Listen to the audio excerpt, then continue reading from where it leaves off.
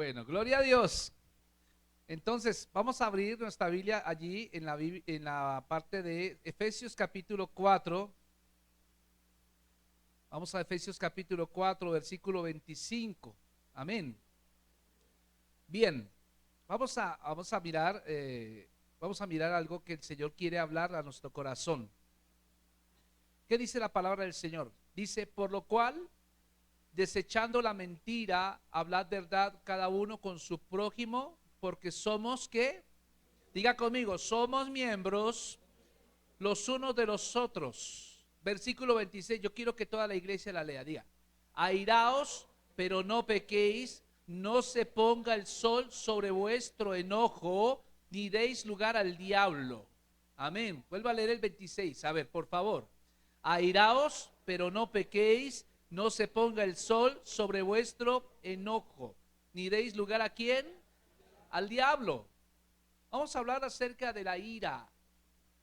Hoy quiero hablar acerca de la ira, porque quizás este es uno de los temas menos tratados, digamos, desde el púlpito. Tal vez hablamos mucho de otros temas, hablamos del perdón, hablamos de otras cosas, de la confianza, de la fe, de la oración, pero quiero hablar acerca de la ira.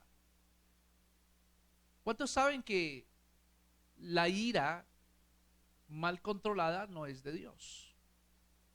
Y quiero hablar acerca de este tema porque cuando hablamos de ira, la ira, no toda la ira es mala.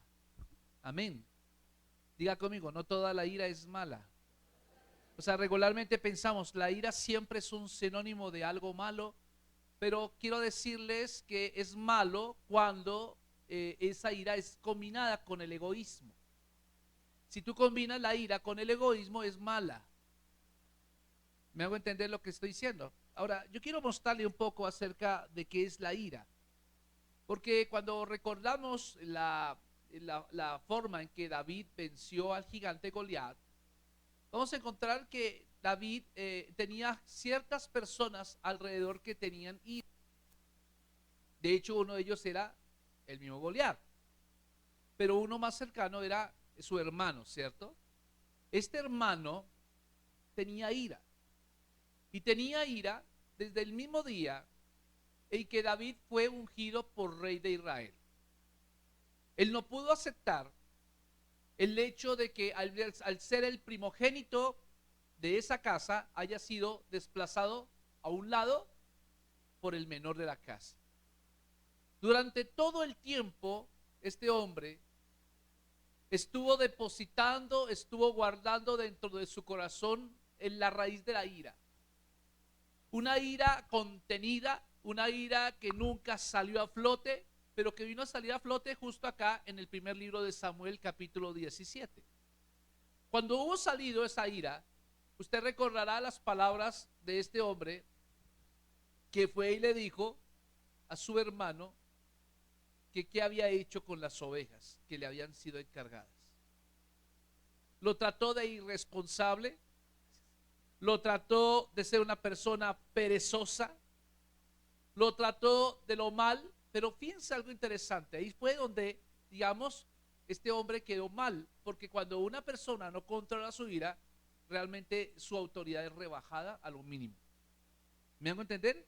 Personas que se dan a explotar en su ira son personas que pierden autoridad delante de sus hijos, delante de personas, y el día de mañana cuando quiere esa persona solucionar algún problema, ¿qué pasa? La gente le va a decir, pero usted qué autoridad tiene para decirnos eso. Así que la ira en sí misma no es mala, pero es mala cuando es controlada por el orgullo nuestro. Si tú eres orgulloso, pero aparte de eso eres airado, te cuento que estás mal. Amén. ¿Me hago entender?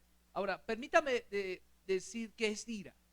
De acuerdo a la Biblia, la ira es una pasión. ¿Qué es la ira? Una pasión, es una energía. Es una energía, es una pasión, es un agitamiento. Amén. ¿Qué es lo que es la ira? Tres cosas. Vamos a ver. Número uno, pasión. Número dos, energía. Número tres, agitamiento. Pero en cuarto lugar, La ira también es descrita en la Biblia como un hervor, como algo cuando está hirviendo, como una olla a presión que está hirviendo y está a punto de dar su pito, ¿cierto? Está a punto de, eso es como la ira, es como descrita la ira.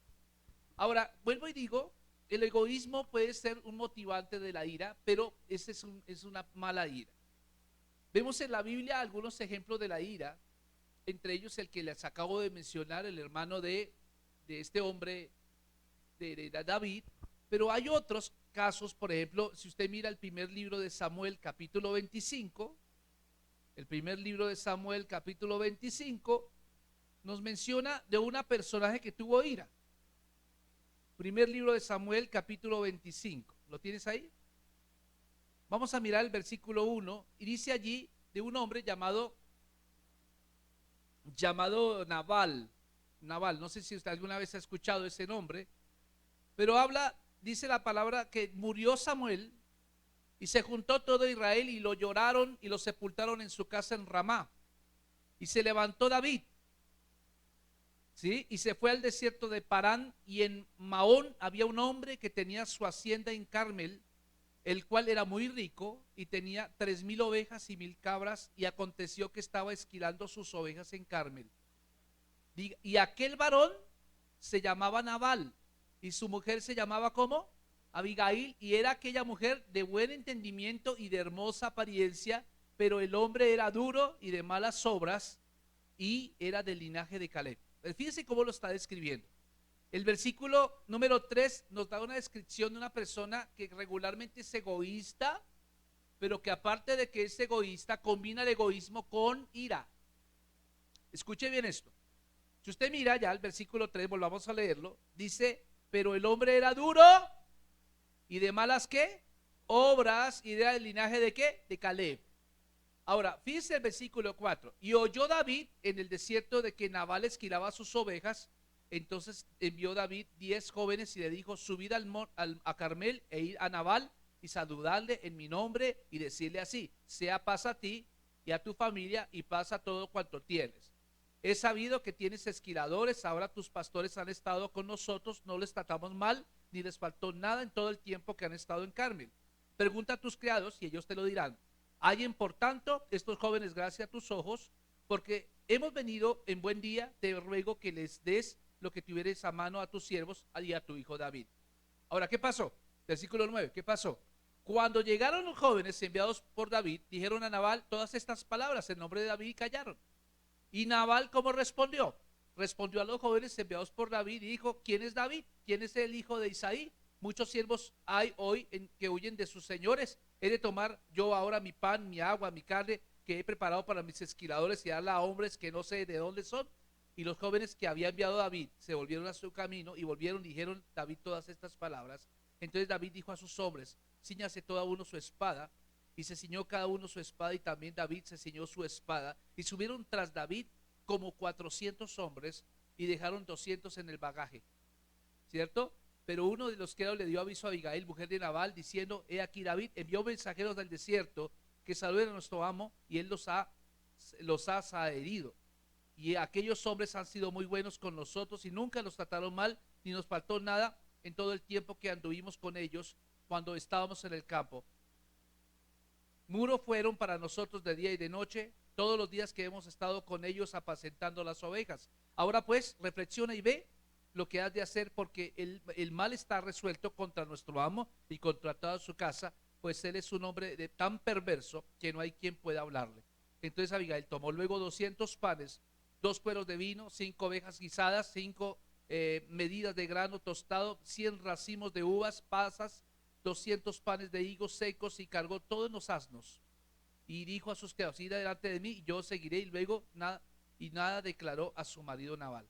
Montando un asno, descendió por una parte secreta del monte, y aquí David y sus hombres venían frente a ella, y ella le salió al encuentro. Y David había dicho, ciertamente en vano he guardado todo lo que te tiene en el desierto, sin que nada le haya faltado todo en cuanto es suyo, él me lo ha vuelto mal por bien. Así haga Dios a los enemigos de David, y aún les añada que de aquí a mañana de todo lo que fuere suyo no he de dejar con vida ni un varón. Y cuando Abigail vio a David, se bajó prontamente del asno Y postándose sobre su rostro delante de David, se inclinó a tierra y se echó a sus pies y dijo: Señor mío, sobre mí sea el pecado, mas te ruego que permitas que tu sierva hable a tus oídos y escucha las palabras de tu sierva. No haga caso ahora, mi señor, a ese hombre perverso de Nabal, porque conforme a su nombre, así es. Él se llama Nabal y la insensatez está con él, mas yo, tu sierva, no vi a los jóvenes que tú enviaste. Ahora pues, Señor mío, vive Jehová y vive tu alma, que Jehová te ha impedido al venir derramar sangre y vengarte por tu propia mano. Sean pues como Nabal tus enemigos y todos los que procuran mal contra mi Señor. Y ahora este presente de que tu sierva ha traído a mi Señor se ha dado a los hombres que siguen a mi Señor. ¿Cómo le parece? ¿Quién tenía piedra ahora? David. ¿Ahora qué iba a hacer David? Iba a dar rienda suelta a su ira. Y para ello se proveyó de ¿cuántos hombres? 400 hombres. Oye, el hombre tenía mucha piedra, ¿cierto? 400 hombres. Imagínense esto. Pero vean cómo este hombre David finalmente hace caso al consejo de Abigail y no toma juicio ahí. Hubo control de ira. Hubo control de ira. Fíjense que muchas veces vamos a ser desafiados en cuanto a nuestra ira. Nosotros vamos a ser desafiados en muchas ocasiones, mis amados hermanos. La pregunta es: ¿cómo vamos a reaccionar ante cada situación? Porque no podemos reaccionar de manera alocada, ¿cierto? Y este es un ejemplo de un hombre. Ahora, fíjense que la Biblia habla de otro ejemplo, uno llamado Caín, en Génesis capítulo 4. ¿Recuerdan ustedes? La Biblia nos dice que tanto Abel como Caín presentaron ofrenda al Señor de lo que ellos tenían. Caín trajo de la tierra, trajo frutos de la tierra, y Abel trajo del fruto de sus ovejas. Pero dice la palabra que Dios vio con más agrado lo que trajo Abel que lo que trajo Caín. No dice que vio con más agrado, pero a eso trajo un corazón como de resentimiento en Caín, y le dio ira. Y fíjense que la ira no controlada de Caín terminó en la muerte de Abel. ¿Cómo le parece? Ese es un ejemplo. Otro ejemplo lo tenemos, mis amados hermanos, en Juan capítulo, Marcos capítulo 3:17. Vamos a mirar ya Marcos capítulo 3:17 y vean ustedes, mis amados hermanos, que hay otro hombre con ira, otro hombre lleno de ira. Marcos capítulo 3 versículo 17. ¿Lo tiene? ¿Qué dice la palabra? Dice: a Jacobo hijo de Zebedeo y a Juan hijo de Jacobo, a quienes apellidó Boanerges, esto es, hijo de ¿quién? Del trueno. Cuando el Señor eligió sus 12 discípulos, habían unos que ya tenían un apodo, Boanerges, que significa ¿qué? Hijos del trueno. Y más adelante, recuerda la Biblia que ellos fueron a preparar el camino de la venida de Jesús a un lugar, y esos lugareños no recibieron con bien a los discípulos de Jesús. Entonces Juan y sus hermanos sacudieron el polvo y se fueron de Jesús y le dijeron: esta gente no quiere recibirte, ¿por qué no ordenas que descienda fuego del cielo? ¿Cómo le parece? Este hombre iba con todas, ¿cierto? Sin pelos en la lengua, era la manera. Pero vamos a recordar que a pesar de que Juan era llamado Boanerges, si usted lee con detenimiento, mis amados hermanos, el capítulo 21 de Juan capítulo 21, usted se va a dar cuenta de que Juan cambió. Juan 21:17. Vea cómo lo llama ahora el Señor. Ya no lo llama Boanerges, sino que ahora tiene otro epíteto. ¿Cuál es el otro nombre que tiene Juan? Dice el 17: y le dijo por la tercera vez: Simón, hijo de Jonás, ¿me amas? Pedro se entristeció de que dije la tercera vez: ¿me amas? Y respondió: Señor, tú sabes que te amo. Jesús le dijo: apaciéntame mis ovejas. De cierto, cierto te digo. Bueno, aquí hay un pasaje que me comí. A ver, estoy mal. Pero está hablando del discípulo amado.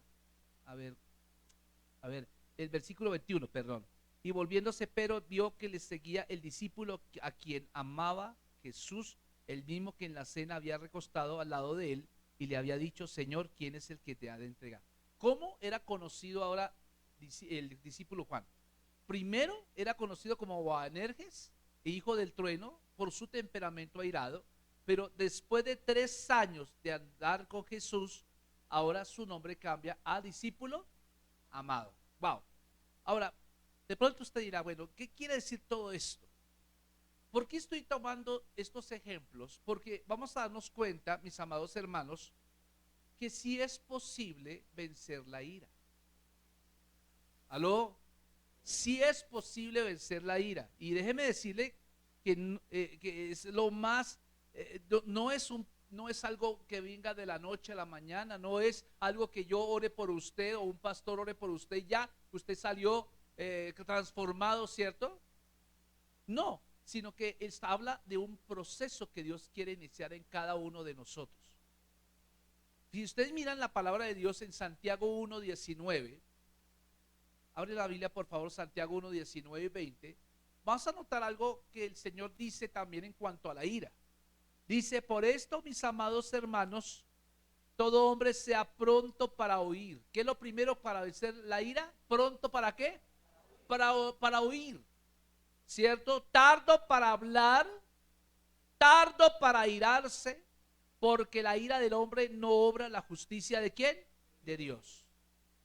Es interesante ver que la Biblia está llena de momentos de que hubo ira. De hecho, hablamos de la ira de Dios. Pero si la ira de Dios fuera descontrolada como la nuestra, hace rato no existiría la humanidad. ¿O no? De hecho, la Biblia nos menciona que nosotros fuimos amados antes de que nosotros, aun cuando estábamos en nuestros delitos y pecados, éramos amados por el Señor. ¿Cuántas veces nosotros le hemos fallado al Señor, amados? Que merecía realmente el derramamiento de la ira de Dios. Pero vean ustedes que el hecho fundamental acá es que el Señor Jesús llevó la ira que era para nosotros, la llevó en su propia vida. Toda la ira que era para nosotros la llevó Jesús en su cuerpo. Por eso estos ejemplos de Caín, estos ejemplos de Nabal y David, de Juan, fíjense que todo tiene un comienzo. La pregunta es, ¿cómo puedo yo vencer la ira? ¿Cómo podemos llegar a lograr conquistar ese gigante llamado ira? Porque déjeme decirle que las personas airadas son personas que las aísla la sociedad. Dígame si no. Usted trate con una persona airada, usted no quiere estar con ella. Una persona amargada, una persona que le llamaremos contenciosa, una persona polémica, una persona que todo le pone problemas, una persona airada. Y fíjense que muchas veces esa proceder está motivado por el egoísmo. Dios dice, airaos, pero no pequéis, ni se ponga el sol sobre vuestro enojo, ni deis lugar a ¿quién? Al diablo. O sea, la Biblia nos dice que una ira descontrolada, una ira motivada por el egoísmo, es una ira que utilizará Satanás para destruirte. Pero no solamente la utilizará Satanás para destruirte, sino también para destruir a los que tú amas. Cuando tú respondes en ira, regularmente viene después el remordimiento. Nunca digas una respuesta bajo la influencia de la ira. Nunca procedas bajo la influencia de la ira. Seremos ofendidos de muchas maneras, mis amados hermanos. Seremos probados a lo máximo. Pero déjame decirte que en cada una de esas circunstancias, tú debes tener dominio propio sobre la ira. Hay un comercial, una cuña radial que no sé si ustedes escuchan radio, que está hablando de los colados de Transmilenio. No sé si han escuchado, ¿ustedes escuchan radio o no escuchan radio? Pero regularmente sale la cuña y aparentemente es una parejita que va en un vehículo y dice alguien, mire, se coló. Y dice, a mí sí que me da una rabia eso que la gente se cuele, decía así. Y entonces empieza a decir, pero es una ira controlada, porque realmente el sentir ira no es malo en sí mismo, sino es cuando usted permite que esa ira lo controle. ¿Uno le da rabia a la injusticia o no? Usted le da rabia a eso. Para mí me da mucha piedra de pronto ver que a un niño le pegan, lo queman las manitos o lo tiran a un bote de basura. La injusticia cuando vemos a un hombre que le pega a una mujer indefensa, uno le da rabia. Ver tantas cosas, ¿cierto? Le da uno rabia, ¿sí o no? esa ira no es mala. Esa ira no es mala, porque esa ira está haciendo, es un proceder de la justicia de Dios. Pero vean, mis amados hermanos, ¿cómo yo puedo controlar la ira que procede del egoísmo? Aún de la que no procede del egoísmo. Y fíjense que todo comienza cuando tú reconoces que que todo comienza por reconocer que los cambios que perduran rara vez nos llegan de manera instantánea. O sea, si yo quiero ser una persona controlada por mi espíritu, tengo que aprender a entender que todo es un proceso. Amén, diga conmigo proceso. Y los procesos no son de la noche a la mañana. Ya te dije que Juan fue un hombre que empezó siendo mal geniado, pero al final del ministerio de Cristo se convirtió en el discípulo amado. ¿Y cuál es el secreto? Él mismo nos lo dice en Juan capítulo 21, diciendo que era aquel que recostaba su cabeza en el pecho de Jesús. ¿Qué tenemos que hacer nosotros para empezar a entregar esta ira? Empiece a recostar su cabeza en el pecho de Jesús. Eso significa ni más ni menos que nos convertimos en unos adoradores. Un adorador es el que quiere estar cerca del corazón del Señor. Un adorador sabe que puede que haya tenido defectos, que haya tenido problemas, pero dice: Señor, la embarré, no me autojustifico, creo que la embarré, Señor, pero recibo el perdón de parte tuya y le pido perdón a la persona que ofendí, que herí, y empieza un proceso de cambio.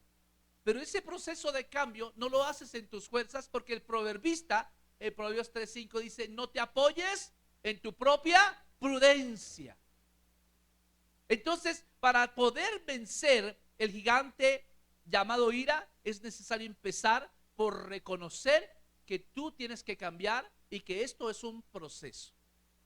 Juan duró 3 años y medio en el proceso, pero él tuvo que hacer cosas para vencer esta ira, porque eran muchas las ofensas que recibían cotidianamente. Las recibían de los fariseos, la recibían de los saduceos, la recibían de los herodianos, la recibían de toda gente.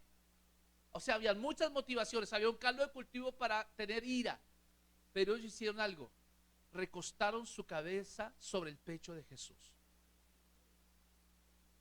La clave para un cambio real en tu vida espiritual está en llenarte continuamente de cuánta fe te sea posible y conectarte con Jesús. Por eso la Biblia dice enfáticamente en Hebreos 11:6: sin fe es imposible agradar a Dios. Y Pablo le dijo a Timoteo: pelea la buena batalla de la fe. ¿Y por qué es buena una batalla? Porque en la fe siempre tú vencerás. En la fe siempre serás un campeón.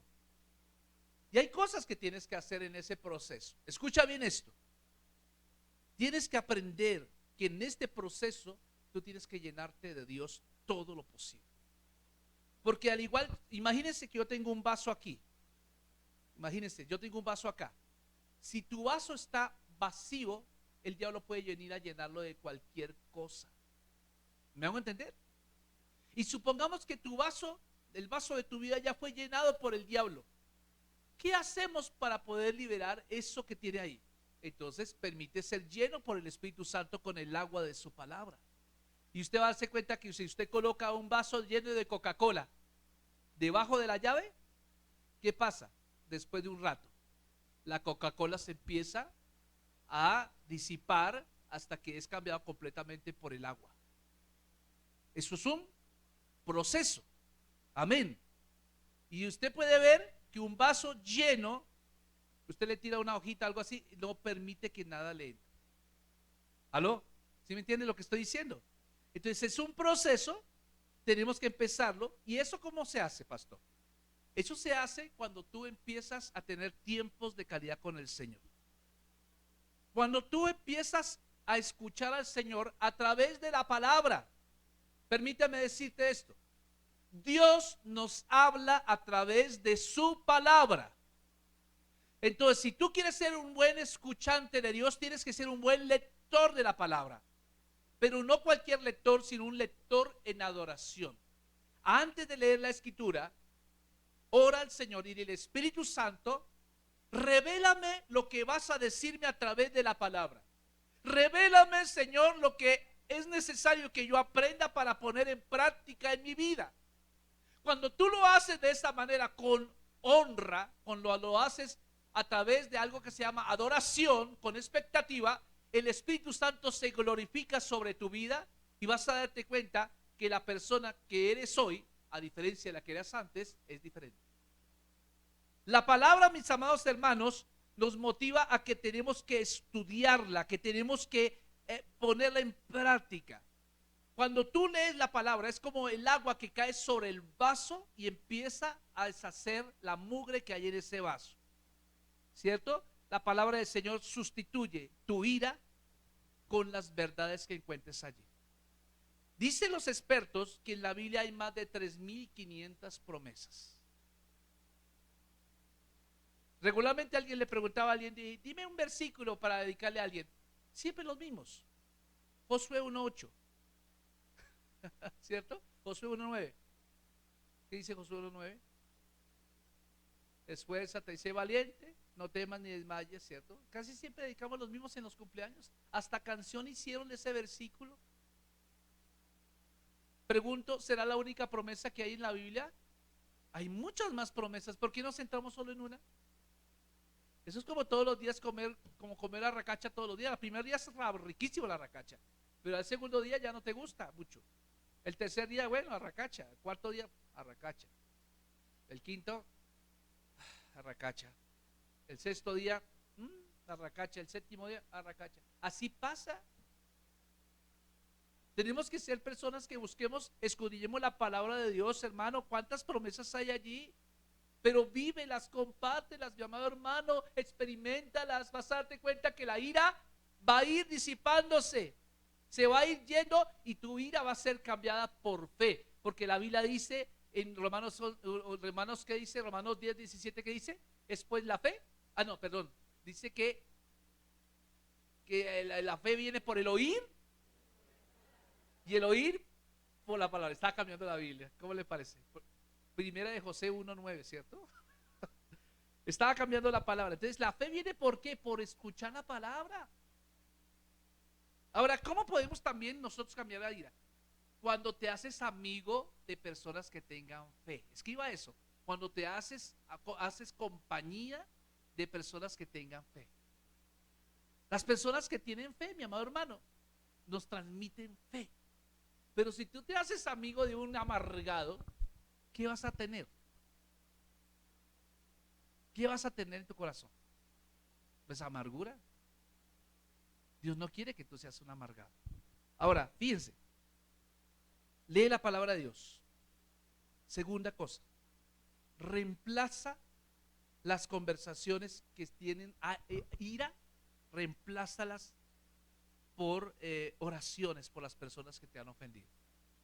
Yo sé que alguien nos ofende y ¿qué es lo primero que uno siente? Buscar un amigo para decirle: uy, es que si sabe lo que me hizo, si sabe lo que me hizo, pero permítame le cuento, uy, es que si lo tuviera en la mano, si lo tuviera aquí, ¿cierto?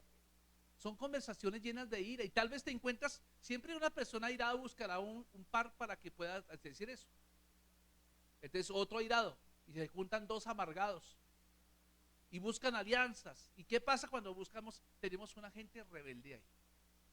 Entonces, cuando alguien venga con una conversación airada, con una conversación de crítica, ¿qué debemos hacer nosotros? Decirle: hermano, no, las cosas no son así. Uno le aconseja, las cosas no son así, tata. Y si esa persona sigue, usted se aparta de esa persona porque lo va a contaminar. Y usted cambia de idea de la persona de que cuál está hablando esa persona. ¿Sí o no que uno cambia de ideas? Yo a veces uno me sorprende que un día le saluda a una persona bien, ay, pastor, y el otro, y al día siguiente le hacen así. ¿Y qué le pasó? Pues sencillo, que hubo alguien que lo contaminó. Y así pasa con todos, no solo con nosotros. ¿Qué pasaría? Pero porque ahora está como es una persona bipolar, algo así, ¿qué será? Entonces, fíjense, tenemos que reemplazar conversaciones airadas. Tercero, sintonízate con la voluntad de Dios. Sintonízate con la voluntad de Dios. Eso significa mi amado hermano, que cuando tú estás en la voluntad de Dios, Jesús realmente reina de manera absoluta en tu corazón. Recuerda que Jesús dijo, no vine a hacer mi voluntad, yo vine a hacer la voluntad ¿de quién? De mi Padre. Y por eso en este aspecto ayuda a que te recuerdes a ti mismo que tú no eres perfecto. Levante la mano los que son perfectos. Ninguno somos perfectos. ¿Se da cuenta? O sea que antes de nosotros criticar a alguien, tenemos que mirar a nosotros mismos como que somos también proclives a hacer las mismas cosas. Porque de la manera, dice la Biblia, que tú juzgues a otro, también serás medido. Con la misma vara que midas, serás medido. O sea, si yo quiero ser medido bien, tengo que medir bien, ¿cierto?